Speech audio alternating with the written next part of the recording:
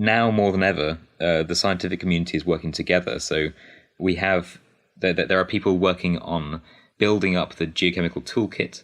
In the modern, they're looking at how elements respond to different conditions, and then they're looking at how diagenesis, the changes in rocks, can affect the elemental distribution of those rocks and how it might have changed since deposition.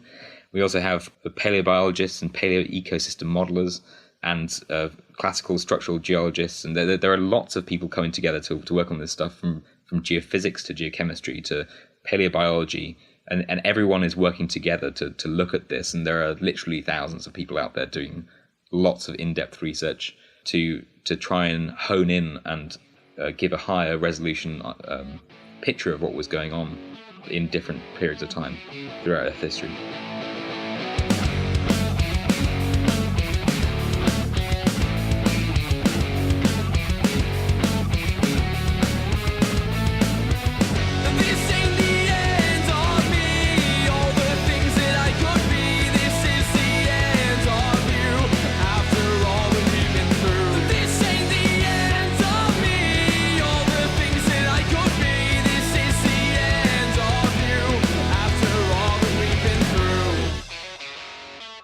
Hello and welcome to Trolling with Logic, the podcast where we bring the hammer down on ignorance, unreason, and superstition on a weekly basis now. And keyword there being ignorant, because all of us are ignorant about what we're talking about, except for Fred. And I'll turn it over to Jen to introduce Fred Bowyer, because he's her brother. Yeah, sure. Well, of course, with us tonight as well, we've got Nathan and we've got Callum, as usual. Wonderful hosts. And then we've also got my brother Fred, who is studying at Edinburgh University. He's doing his PhD there in the pre-Cambrian and trying to understand what brought the Cambrian explosion, if that's correct, Fred. Yeah, it's basically that's right. Yeah. Oh, awesome. there's lots to it, but it's that's a good introduction, I think. Yeah. Okay, cool. Because we've got some interesting topics today. You did previously want to do something on the what was it? Give us a brief synopsis of what you're studying at the minute and what you're trying to discover, if you could. Okay, yeah. I mean, there's a whole lot of detail to put in. I don't know how much you'd like to distill it. So what I've been working on throughout my master's and my PhD is looking at the Ediacaran period. So it's the period immediately preceding that the Cambrian, which we all know, the Cambrian explosion, the famous Burgess Shale, and all the other Lagerstätten. So for a long time, since Darwin's book, we've all been wondering where the fossil record is beneath the Cambrian. And in the 1940s, an early researcher, he found some impressions in the Ediacara Hills of southern Australia, a guy called Reginald Sprigg. And ever since then, people have been finding more and more fossil impressions, usually of soft-bodied organisms, very strange-looking things. And quite a lot of them now are considered to be they're considered to be complex multicellular eukaryotes, impressions of complex multicellular eukaryotes, and some of the earliest animals in the fossil record. And they date back to, roughly 580 million years old. But actually, the thing I wanted to talk about, and I think would be a really interesting topic for you guys to look into in more detail, is how we actually date these rocks and the ages, where we get these ages from. Because it's quite a big story, and usually it's sort of taken as read that this is the age of this and this is the age of this, and the general public, I don't think, probably isn't quite as aware as they should be about where these ages come from, and therefore quite a lot of people might be given an unfair disadvantage in. Yeah, because I was going to say probably the three of us here will be very familiar with a creationist claim, which is that the rocks are used to date the bones and the bones are used to date the rocks, so you can't trust it. Yeah, so can you? That's absolutely. Feel free to fill that sentence in, audience.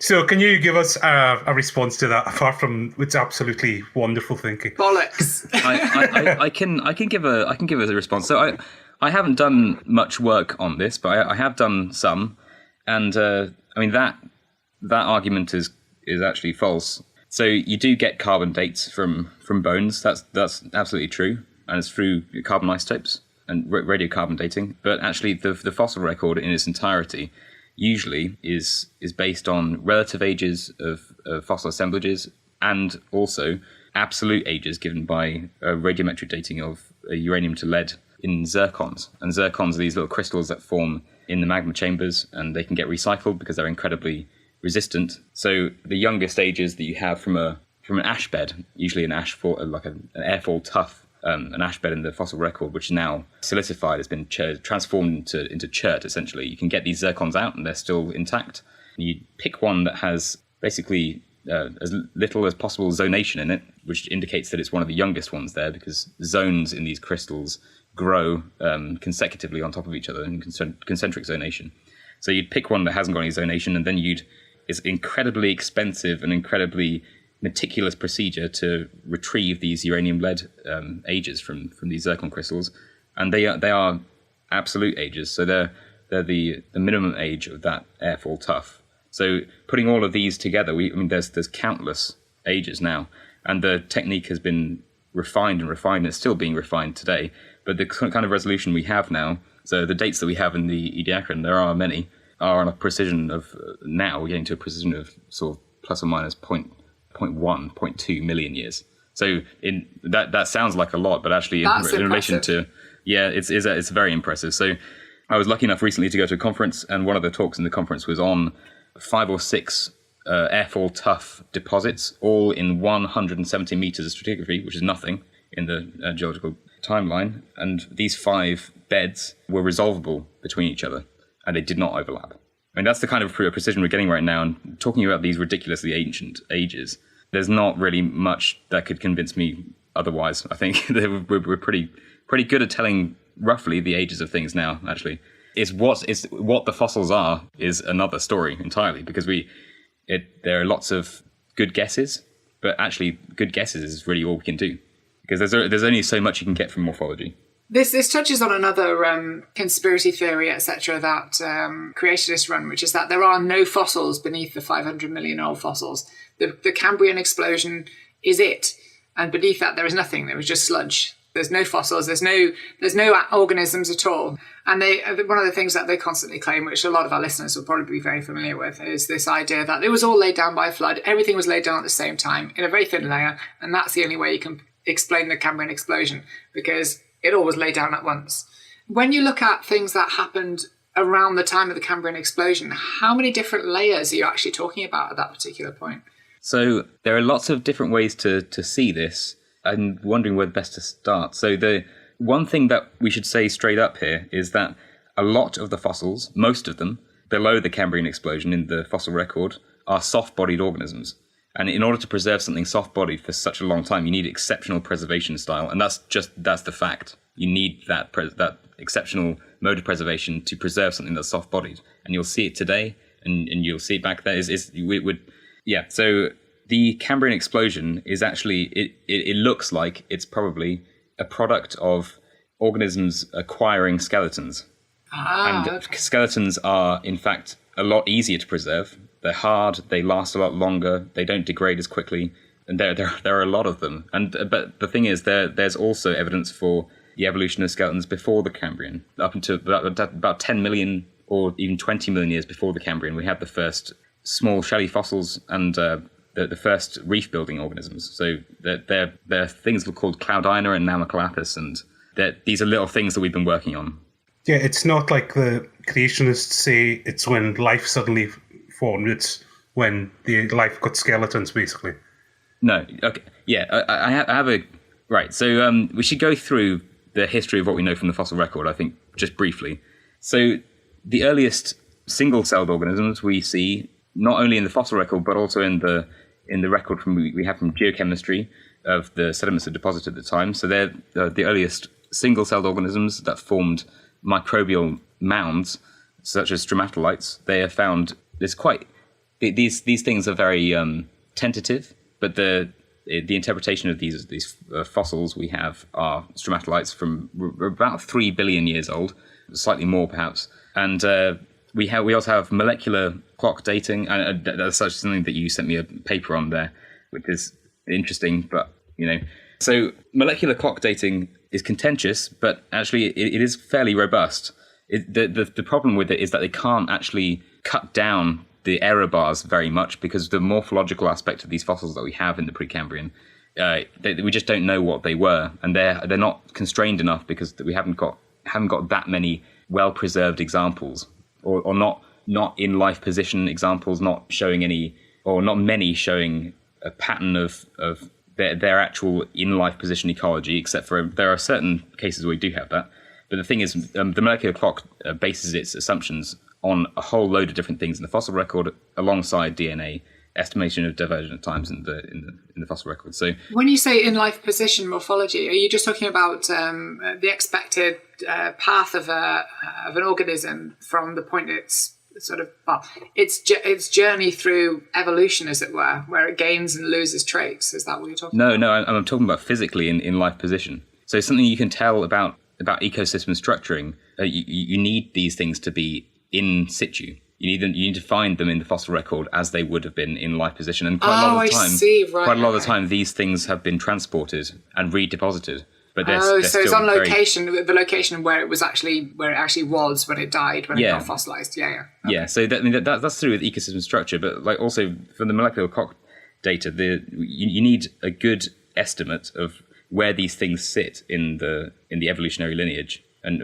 in exactly where they may sit. You can say they're stem group or crown group animals, or you can say that they're. You can say, this is not me saying that they are. I'm just saying, in order to get a good estimate of molecular divergence times, you need good estimates of what these things actually represent in the fossil record. So now the current estimate for the origin of animal life by molecular clock data is a maximum of approximately 800 million years old. So that's sitting in the Tonian before the snowball Earths. But the thing is, the error bars on that are very big. Now, there are a lot of fossils in the Ediacaran period. The Ediacaran period is from about 635 to 540 million years ago. That's, it's 95 million years. It's a very big period of Earth's history. And we see body fossils of strange, soft-bodied, quilted forms, look a bit like fronds. Some of them are interpreted to have stood up. Some of them are interpreted to have sort of lain recumbent on the seafloor. We see these impressions from as early as 580 million years ago in Newfoundland and elsewhere. But actually before then, we have exceptionally preserved microfossils of what look very much like animal embryos from South China. And they're preserved as phosphate. And phosphate you can perform an acid maceration on these rocks to get these microfossils out. And the microfossils you get from these deposits they're very intriguing. How small are they when you say they're microfossils? Are we talking nanometers, or? I mean, sometimes when the word micro is used, we're talking sort of a couple of millimeters, but I'm guessing these are very, very small if they're very early animal embryos. But yeah, so usually the images that you have of them are from a scanning electron microscope, so they're very small. Yeah. I was wondering actually, because you brought up scanning electron microscopes, it might be interesting a little bit later on for us to talk about the type of equipment that you get to use, this fantastic equipment that you get to use. I mean, I should go and say straight up as well, I'm not a paleontologist. So everything I'm saying is right now is what I've learned through the years, but is actually not my expertise. My expertise is actually in the geochemical aspect, so trying to figure out what was going on chemically in the environment in which these organisms lived. Oh, okay, yeah. Can you guys hear me? Yeah, I can hear. Yeah, just to say because I was wondering what exactly. But so you're more looking at the samples and analysing the chemistry of them than actually going out and doing the digs, kind of thing. Oh no, I'm going out in the digs. So I've been out 2 or 3 times now. So the field area that we go to is in Namibia, and this represents the stratigraphy there. Represents the approximately last 10 to 12 million years of the Ediacaran, and it transcends the pre-Cambrian boundary. There's a big, what we call an erosional unconformity at the top of the stratigraphy there, and above that we have Cambrian stratigraphy. So the fossils that we have there, they're known as the Nama group fossils, the Nama assemblage of soft-bodied and skeletal organisms. The first Precambrian reefs are there. They're mutually calcifying cloudina, this little organism that looks like a cone, sort of a stack of ice cream cones. And this thing is interpreted as having been mineralized as calcium carbonate in the contemporary seawater. So I just want to ask one question. This is kind of more like a kind of total beginner's question. So how does something actually fossilize, and how difficult is it is it very difficult for something to fossilize? Is it quite a rare event on its own? You do need exceptional circumstances. It's not everything will get fossilized. So quite a lot of things you see today won't be preserved. You need things generally to. It's the thing about big fossil Lagerstätte is usually it's some sort of marine environment or a lake deposit, because that will just, you have a lot of sedimentation going on all at once. You can have these things preserved under anoxic conditions, for instance, for a long time, and then their skeletons getting remineralized. So the like avian things, or later on in the fossil record, or land animals, they're rarely preserved as well. So things like dinosaurs, you need exceptional conditions to preserve them. Back in the Ediacaran period, quite a lot of the fossils that you see there are interpreted to have been living in an environment that was conducive to the growth of microbial mats, and these microbial mats are the things that overlain these organisms, and then possibly, this is also contentious, there's lots of theories about how these things may have fossilized, soft-bodied things.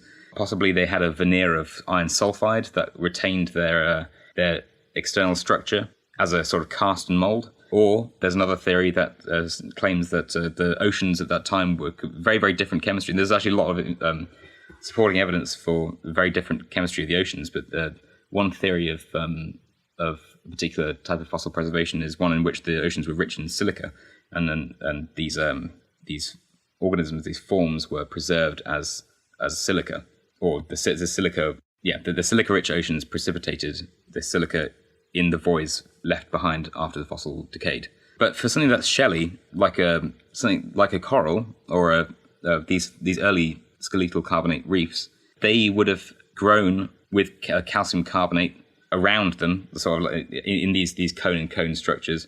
And calcium carbonate is only preserved in like limestone. So this is basically a limestone we're talking about. And it's even though the geochemical aspect of limestone, it can change over time. It's called diagenesis. Actually, the happens also to shales. The form is retained slightly easier as calcium carbonate.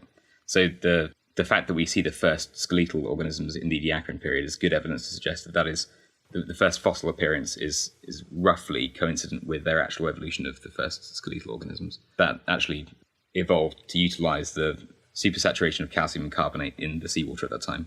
So, I was going to ask that because I was thinking there must have been something in the water at the time that caused them to develop the skeletons. It wouldn't have just come about. Because that's a whole other thing. So what I don't want to get too much into this, to be honest. It's not really my area of expertise. But sure, no worries.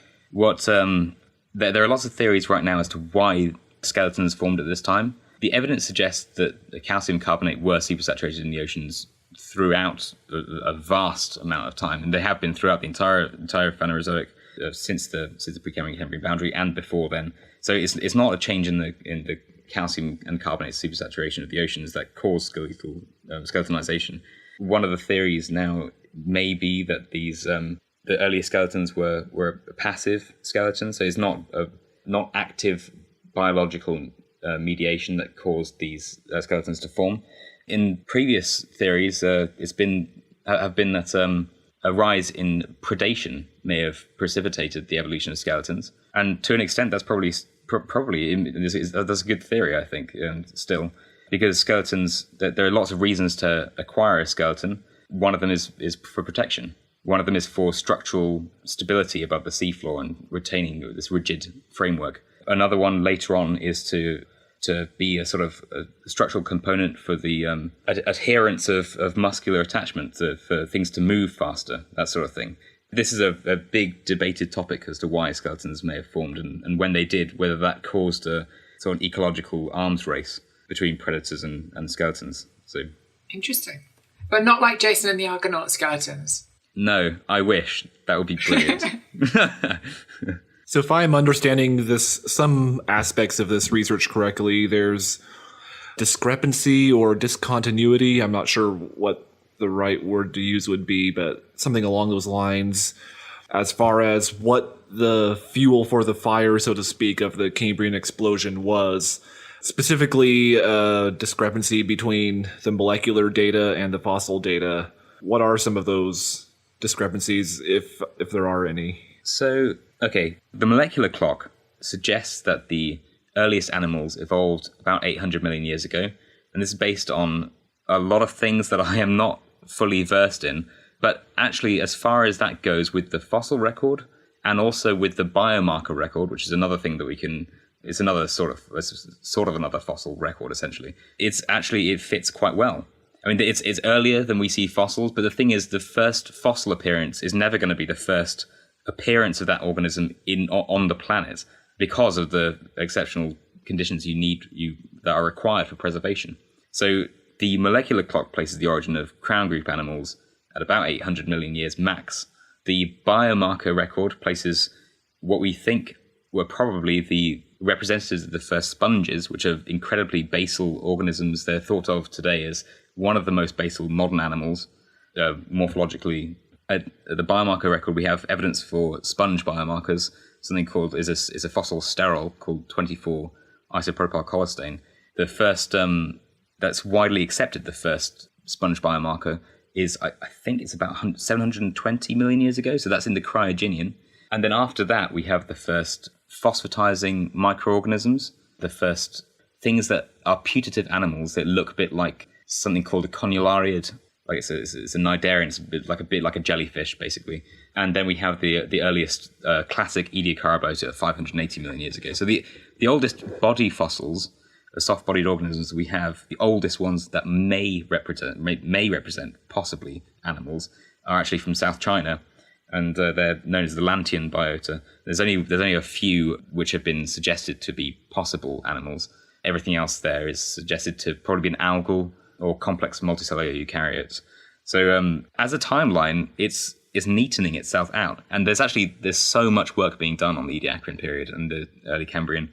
And the more that's done, the more nuanced the story gets.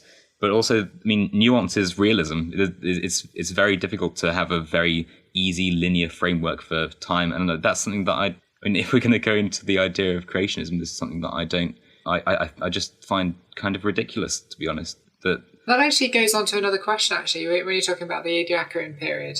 We had a question from one of our patrons, Microblognism, who asked... everyone always talks about where the Cambrian biota came from, but is there study into the origin of the Ediacaran biota at the moment?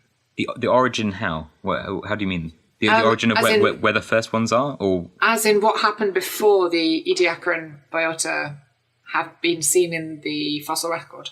Okay, so Darwin's dilemma was that there was nothing, that he couldn't see anything in the fossil record but below the classical Lagerstätte of the Burgess Shale and other areas as well, like the Sirius Passet Lagerstätte or the Chengjiang Lagerstätte, but below the Cambrian, basically. And what we now see is an incredibly diverse and strange ecosystem full of creatures, organisms. Whether they were animals or not is contentious, but some of them are thought to have been. We segment up the geological timescale into these different periods, and after that, these terms, like the Cambrian biota and the Ediacara biota, they're sort of coined as these completely distinct things. But it may be that they're not at all distinct, and they fall along an evolutionary line or a whole array. So there's more and more evidence being suggested now that the Cambrian explosion is in fact not a byproduct of a sort of a extinction and replacement model, but perhaps the root of the Cambrian explosion was actually much deeper, and we see forms that are representatives potentially of very, very primitive animals way back in the Ediacaran period.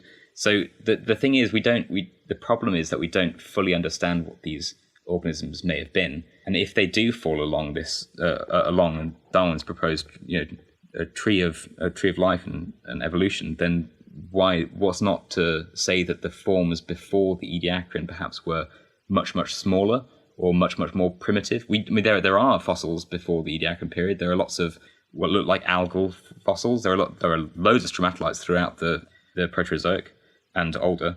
So the life before the Ediacaran it's thought of that life in the Ediacaran is when life got big. So it's where in the fossil record we see impressions of large organisms. They look like maybe some of them might be animals, some of them might be soft-bodied organisms of some kind. Before then, the things we see in the fossil record look much more closely akin to sort of algal. Like diatoms and things like that. Diatoms evolved much later. Were they? Oh, yeah, okay. much later. So what we're talking about is something that looks like a seaweed, or not even actually, not even that. that's structured. So like big mats of cells, basically. That's what we see. Okay, so really, really simple stuff. Yeah, but so big. like multicellular eukaryotes, but not with any sort of obvious complex construction. It's one of the big problems that Darwin faced then, just a matter of technology, because of course the technology that was available to him is far inferior to what we have these days to be able to investigate the same things. And I suppose that there's still a massively restrictive element to research today, which is the cost of how much it takes to do this research, and also to do the expeditions and et cetera, and sample collecting. I mean, some of the technology that you use, that you've shown me, is incredible. I mean, I'm incredibly jealous of the equipment that I use. The technology aspect, yeah, obviously that's absolutely the case. So I'm not sure. I'm not sure that the cost of him going out and looking around this stuff. It was definitely an issue, but back in the day, he seemed to get around. But the thing is, like, as the years have gone by, and our understanding of the geological record has improved to such a ridiculously critical degree, lots more has been found, and the placement of what's been found has been also critical in our understanding of what lies below the Cambrian in the fossil record. So after this guy Reginald Sprigg found his fossils in the Ediacara Hills of southern Australia, very similar types of organisms or fossils were found in Charnwood Forest in the UK. And one of David Attenborough's friends actually was one of the people who found one of these things. It's named after a guy called Roger Mason. One of these frond-like organisms in Charnwood Forest is called Charnia masoni. And for a long time, these rocks were definitely they were thought of as being older than the Cambrian, and nobody had really seen anything in them. Now we know that they may date as early as about 580 million years old. So the dating techniques, which are relatively recent development since the Manhattan Project, so everything, all the isotopic information that we have really is a byproduct of all of the horrific things that were being done in the Manhattan Project. But actually what's come from that is a whole load of interesting science, let's be honest. But also incredibly expensive science, yeah. So there's some of the equipment that's used regularly in geochemistry, for example, are things called mass spectrometers. And there are lots of different types of mass spectrometer, and these are constantly being upgraded and refined, and the sorts of resolution that we can get with any precision and accuracy are being elevated all the time. And there's no slowdown in our acquisition of new technology.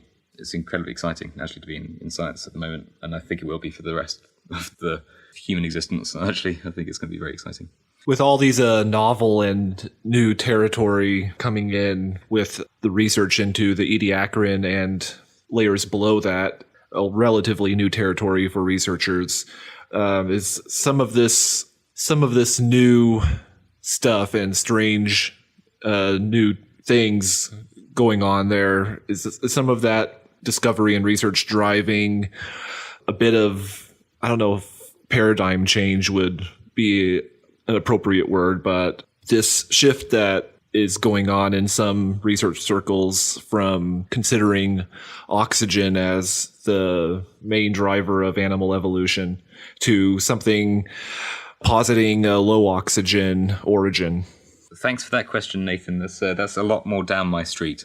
So what I've been doing in my master's and my PhD is actually looking at the possible relationship between local oxygenation and the placement of these animals in a framework of stratigraphy. So for a long time, this question of whether a rise in oxygen may have facilitated the evolution of animals, it's been proposed since as early in the literature as the 1950s by a guy called Nursel.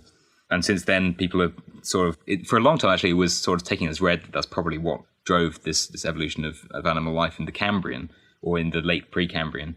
And since the inception of really novel geochemical tools, we've now seen a record of this changing oxygen of Earth's environment from the atmosphere and also into the marine realm. And whether this may have precipitated the evolution of animals is still a highly contentious point. And lots of people think that it probably was a driving factor, but then some of the people also believe that it's unlikely to have been the main factor. I think it is overall it is looked upon as quite an important factor in the potential sort of ignition of animal life, or something that eased off the pressure to allow these things to potentially evolve in the late Ediacaran. But the thing is, there are lots of contradictions as well between geochemical tools, and this also reflects the necessity to refine the tools and our understanding of the different elements that we're using. And also, it actually genuinely, I think, does reflect the heterogeneity that existed in oxygen levels in the Ediacaran and Precambrian in general, in the marine realm at least.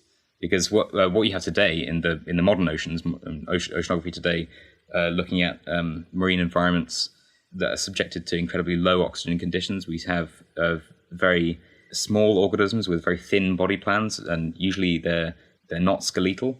Whereas in fully and persistently oxic environments, you have incredibly highly biodiverse ecosystems, large animals, coral reefs, like a lot of active bioturbating organisms. And when you look at in very high resolution at the geological record, like we've been doing in Namibia, you can reconstruct a basin, like an open marine basin, and look at the shelf from shallow to deep water, and see what the conditions were locally as far as oxygen go, and see whether any of these animals were actually may have been avoiding these low oxygen zones, or may have been are seen to have been very prolific in the oxic zones and things like that. So this is what I've been working on as part of my master's and PhD.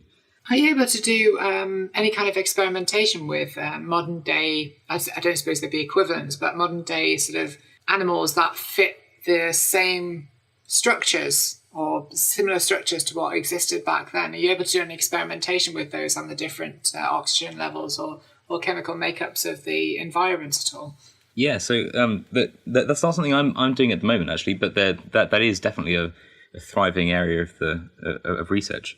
So one of the seminal papers that came out in 2014, actually, that looked directly at the oxygen requirements of one of the most basinal modern diploblastic organisms. This is something called a breadcrumb sponge. It's a halichondria. It's a very, very basal sponge that we think may be representative of one of the earliest animals that we might expect to see in the fossil record, and potentially something similar to which we have this biomarker evidence for early sponges.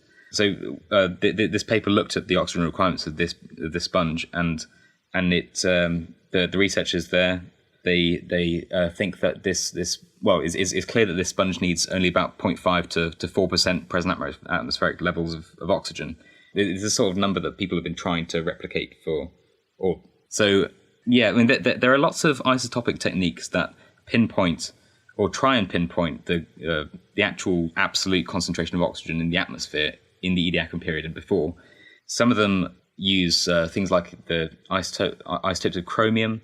Others are looking at the bulk signatures of redox-sensitive elements in marine sediments. And what they all aim to do is actually find an absolute value of atmospheric oxygen against which we can then say, oh, these organisms today they are seen to require just 0.5 to 4% present atmospheric levels. If there is anything greater than that back then perhaps this ecological pressure wasn't there and therefore wasn't important. And that's what this paper was saying. Perhaps it wasn't quite as important as everybody has been saying it was, which was really, really interesting. It's a really interesting paper, really interesting study, and very interesting way of looking at it. And it's ongoing research into this sort of thing that really pushes scientists to try and evaluate the conditions at which these organisms evolved back then as well. That was a very interesting paper.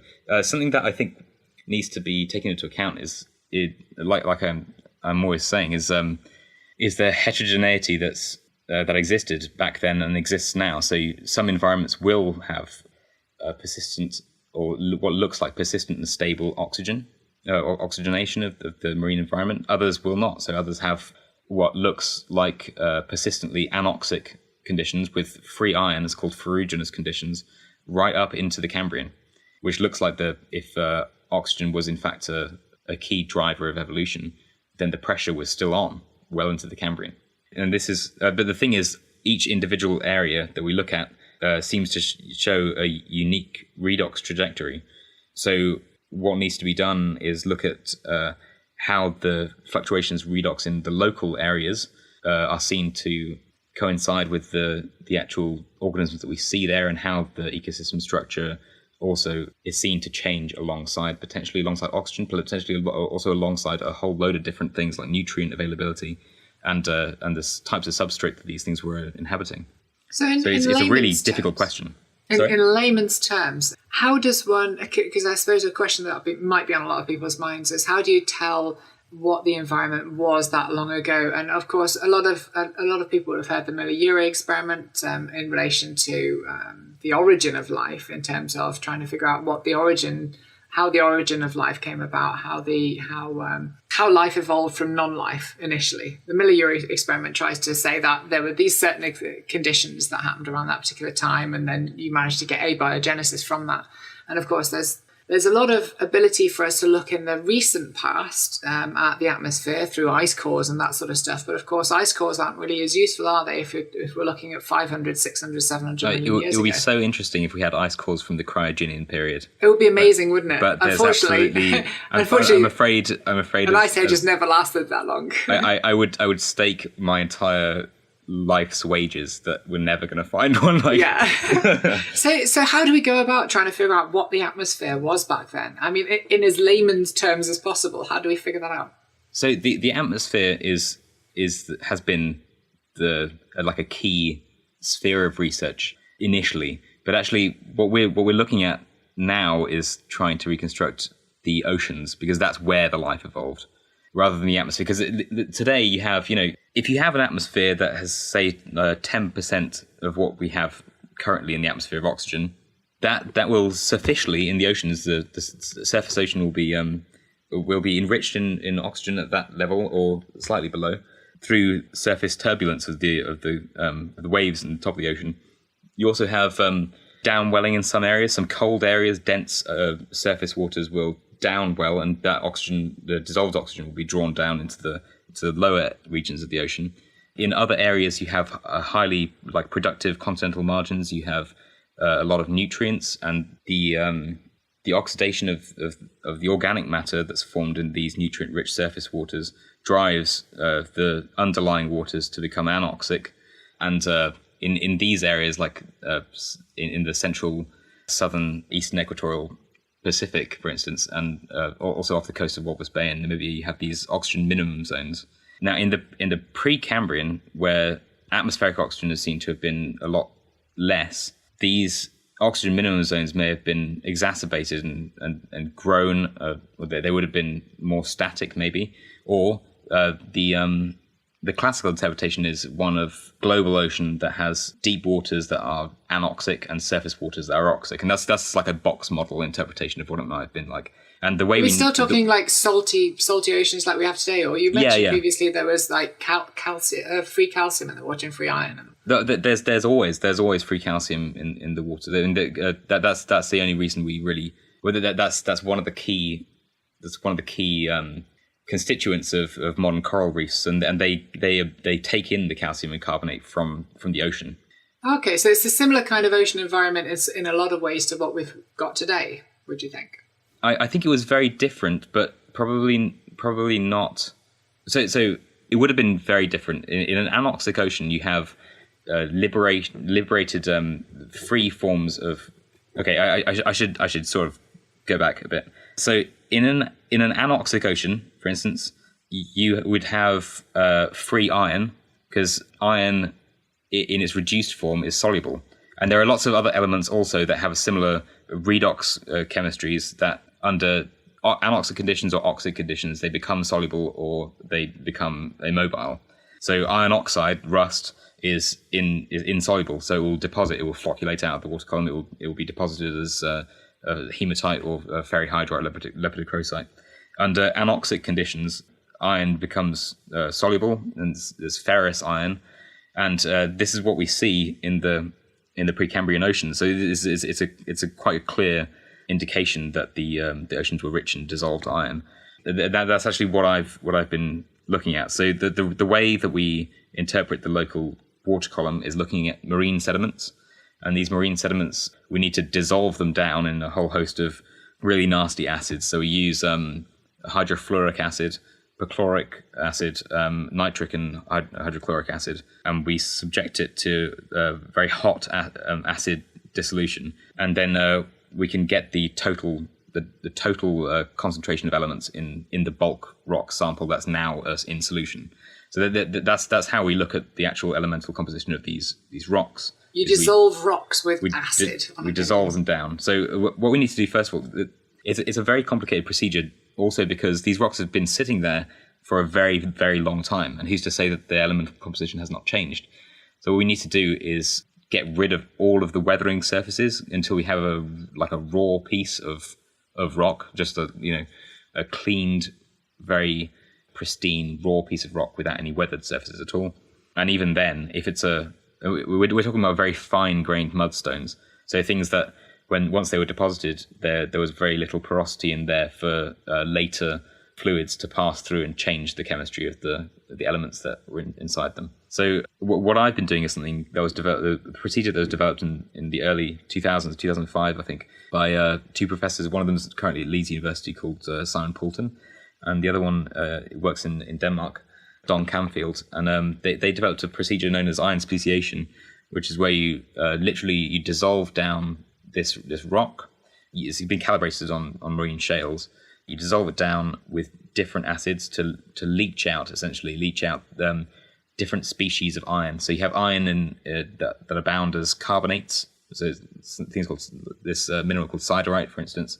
Iron bound as oxides, iron bound as pyrite and iron sulfide, and then you have iron bound in silicates, which are they're not easily dissolved away. They're sort of static, and they represent the fraction of the rock which is sort of was deposited from continental erosion, and it doesn't represent what was actually in the water column, but what was actually deposited from the continent. So the final product of that is a lot of numbers, which represent the quantity of free iron there was in the water column. And if the water column contained a lot of free iron, it has to have been anoxic, because free iron in the water column indicates that the water column was rich in ferrous iron, reduced soluble form. So we can say that the local environment was anoxic.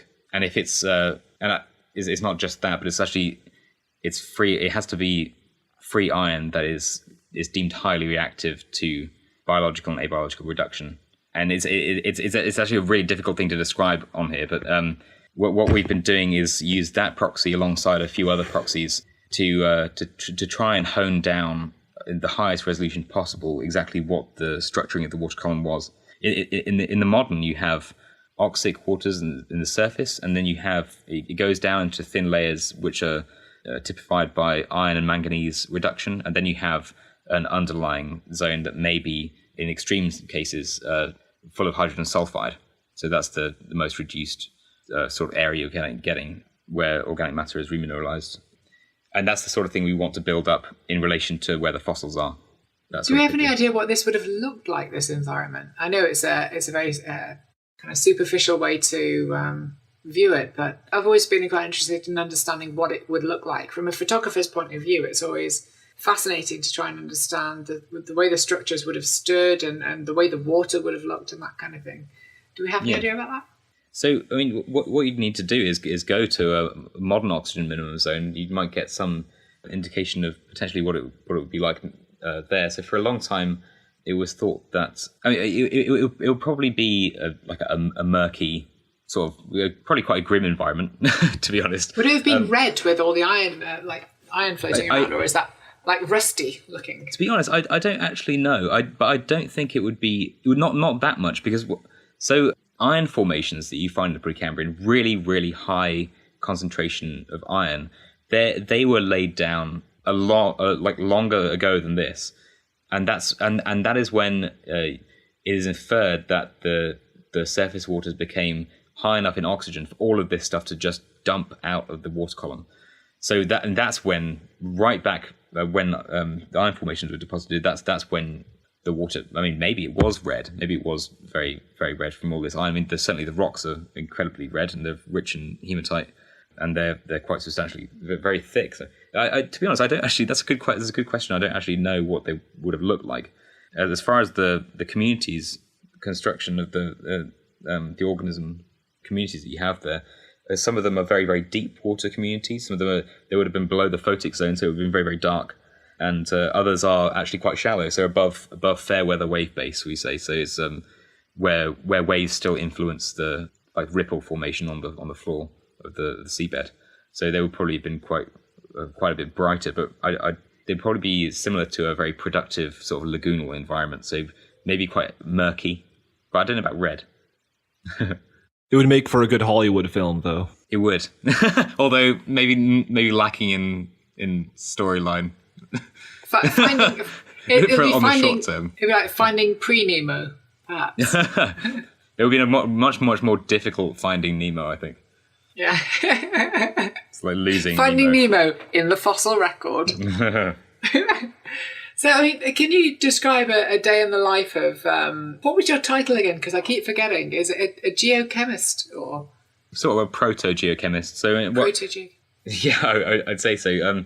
So I did my degree in geology and physical geography at the University of Edinburgh, and then I went to do a sort of an undergraduate master's, which started me off in this direction. And we, in 2013, went out to Namibia for 2 weeks and collected some fossil material and collected some shale samples and some carbonate samples, which is limestone of these early reef organisms.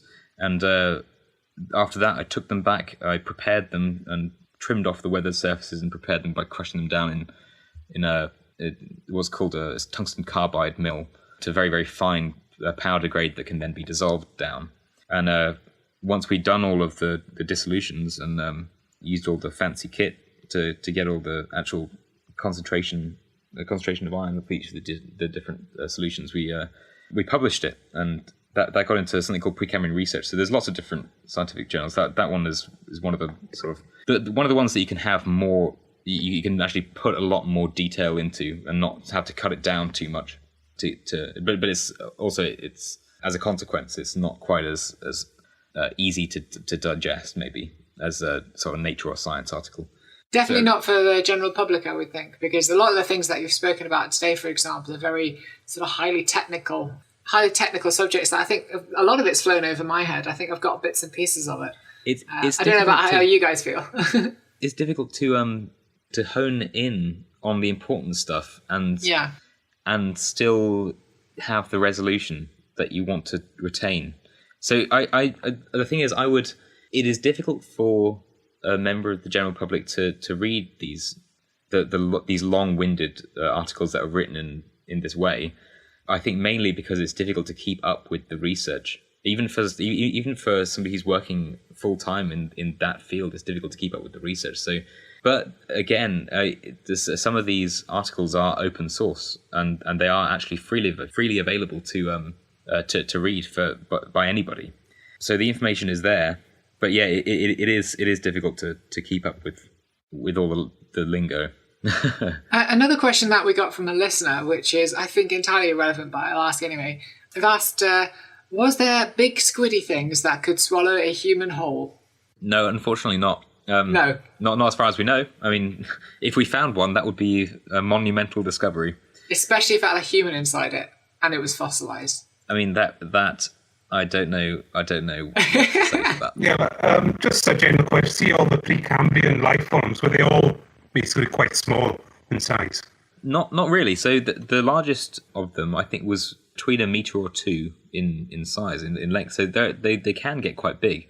Yeah, I was lucky enough recently to go to a conference in Newfoundland and also go out to one of the field trips to see some of these things in the field. And I don't work on the soft-bodied organisms really, but they are absolutely beautiful. The fossils there are absolutely beautiful, and it's a World Heritage Site in the southern tip of the Bonavista Peninsula.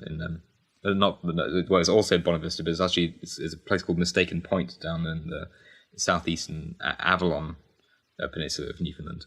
And the organisms there, they vary in size from very, very tiny frond impressions that are less than 1 centimeter in length to ones that are actually like 1 meter in length. And they vary they're not all the same. They all look very, very different actually. There are lots of things called fractofusus, which is like a long, sort of stretched out rugby ball looking thing, but flat on the surface of these bedding planes. And some of them have a fractal composition, there's incredibly high surface area distribution, and some of them look like sort of branching organisms. Difficult to describe how they actually look. It's sort of like they do look very very sort of vaguely like impressions of plants actually, but they're absolutely unequivocally deep marine deposits. So they are very beautiful things. They can get quite big. They're also found. I mean, there's lots found in southern Australia. There's lots found in South China. There's lots found in Siberia. And all of these different areas, they represented different isolated cratons paleogeographically, which were actually moving around over the hundreds of million years that we're talking about. So they're distinct environments. They didn't all used to be one environment. They were completely distinct and incredibly far flung from each other. In Namibia as well, and in South America, you actually find them on every continent now. Just let's see what's kind of starting to come up on the end. And I was just going to ask for people who've been listening and they're quite interested in what you saw, just for our general audience, what's some kind of, just some pop science books you recommend on your kind of area of study, if there are any? Yeah, there are some really, really good ones. So I'd say that there's a book by a guy called Douglas Irwin called The Cambrian Explosion, which is actually really, really good. And there's another one called Life on a Young Planet by Andy Knoll. That's a really, really good one. It's the first 3 billion years of evolution. It's that's a very good one. Oxygen by Don Canfield. That's a recent publication. It's a good book. That's more sort of on the geochemical side of things and talking through the history of how all of this was found out. So those three are the ones that I would recommend straight off. There's another one by a guy called Tim Lenton that's called Revolutions That Made the Earth. That's a good book as well. I'd recommend all of those. I've enjoyed reading all of them. And just as a kind of maybe humorous note, would you call yourself as being properly arrived as a scientist when you've got a creationist quote mining you from this interview? That's you in the history books then, probably. To be honest, I mean, I really respect everyone's opinion, but the thing what's difficult for me is reading the arguments that some people put forward that completely jar with any logical explanation for, any logical hypothesis and give nothing in return. I feel like it's probably a good idea to get across the fact that the geological record that we have is, though it is very patchy in some instances, you can actually, and in quite a lot of instances actually, you can actually reconstruct things in 3 dimensions. And actually, because it's the geological record, you can actually construct that through time. So you can construct it in 4 dimensions. So in each of these different areas that we've been looking at in this particular time period and through the Cambrian, and also in other researchers have been looking at other extinction and evolutionary events throughout the geological record, you can actually reconstruct these areas as if they are, as they were, unique environments, such as shelf to basin transects or sub-basins within an actual depositional system.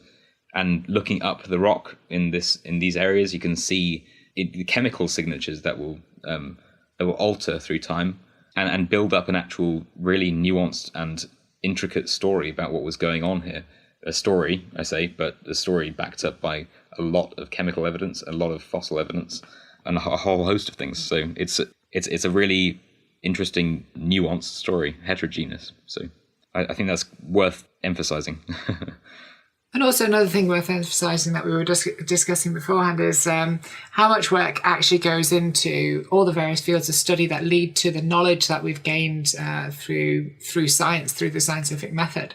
And it's always important to understand that although we see a very aggregated view of all of this study in journals such as Nature, Science, etc., the work that goes on underneath is so much more specific, all the way down to the point that somebody can be working on just looking at the chemical composition of rocks within a specific area, in a specific part of the world, in a specific layer, And then that has to then go into a massive picture that builds up this aggregated review that is then trickle fed out to the general public in a way that's more easy to understand for them. But yes, still very simplistic. I'd like to say one more thing along that same line. Now more than ever, the scientific community is working together. So we have there are people working on building up the geochemical toolkit. In the modern, they're looking at how elements respond to different conditions, and then they're looking at how diagenesis, the changes in rocks, can affect the elemental distribution of those rocks and how it might have changed since deposition. We also have paleobiologists and paleoecosystem modelers and classical structural geologists, and there are lots of people coming together to work on this stuff, from geophysics to geochemistry to paleobiology. And everyone is working together to look at this, and there are literally thousands of people out there doing lots of in-depth research to try and hone in and give a higher resolution picture of what was going on in different periods of time throughout Earth history. What do you think is going to be the biggest impact of these sorts of studies on our futures as a race, and also our future understanding of the planet and how we can actually live better with it, perhaps, if any? That's a really good question. That's actually one that is something that a lot of people want to answer very well for funding, for scientific funding. One thing that we can get from looking at the geological record and how things have changed through time for different ecosystems, for instance, is how rapidly they recover from massive disastrous events. So one obvious thing for today is climate change. So, and looking at whether or not, I'm sure you guys must have done a podcast on climate change. Surprisingly, we haven't. That's one it is one we want to do at some point, but I don't know, just never gotten around to it yet. Yeah. So, I mean, one thing we do see evidence for in the fossil record are dramatic changes in climate and dramatic changes in local and also global ecosystem perturbations, essentially.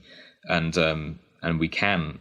The one unique thing about geology and all of the different facets that are now used, geochemistry and all this, is that we can actually reconstruct through time how rapidly things will occupy niches that have been vacated by some disasters or through some climatic perturbation.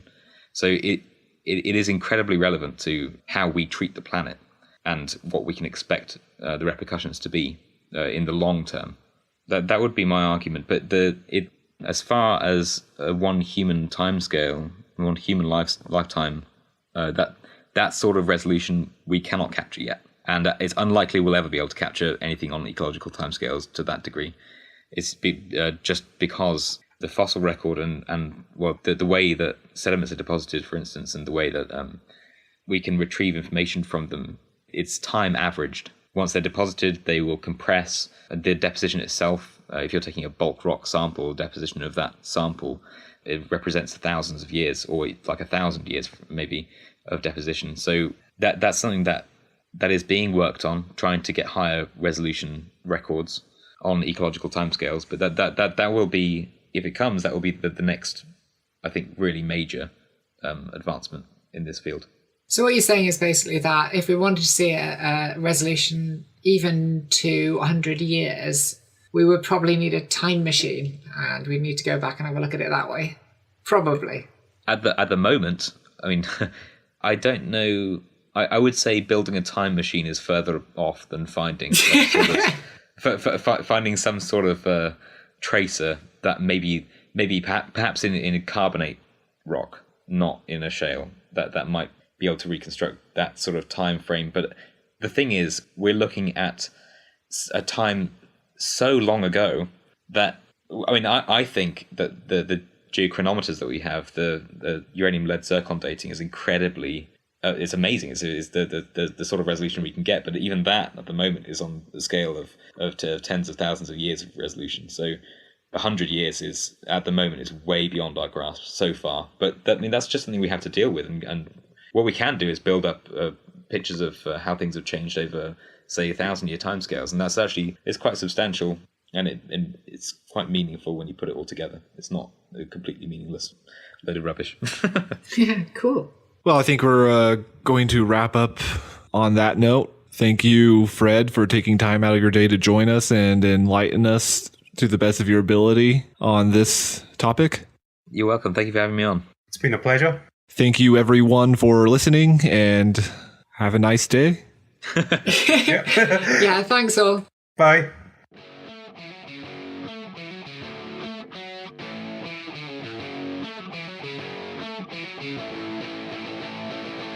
Thank you for listening to Trolling with Logic. If you enjoy this podcast, please consider leaving us a review on iTunes. If you love the show, please consider becoming a patron on Patreon. Supporting us at $5 or more per episode will get you access to exclusive, patron-only bonus content, early access to shows before everyone else, and other incentives.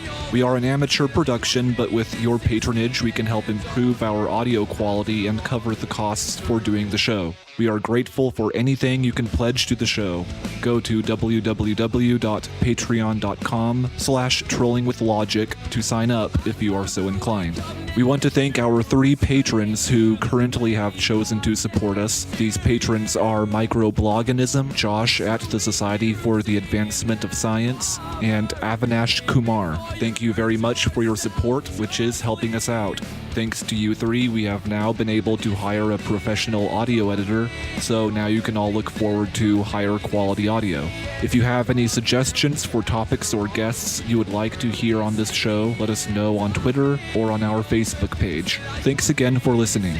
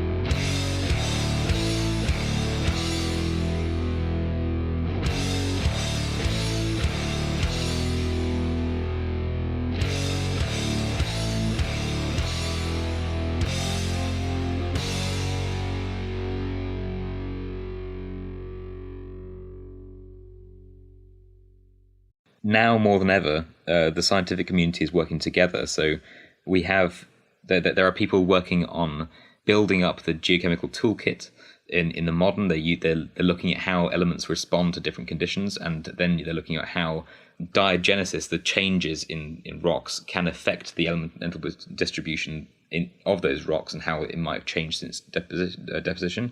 We also have the paleobiologists and paleoecosystem modelers and classical structural geologists, and there are lots of people coming together to work on this stuff, from geophysics to geochemistry to paleobiology, and everyone is working together to look at this, and there are literally thousands of people out there doing lots of in-depth research to try and hone in and give a higher resolution picture of what was going on in different periods of time throughout Earth history.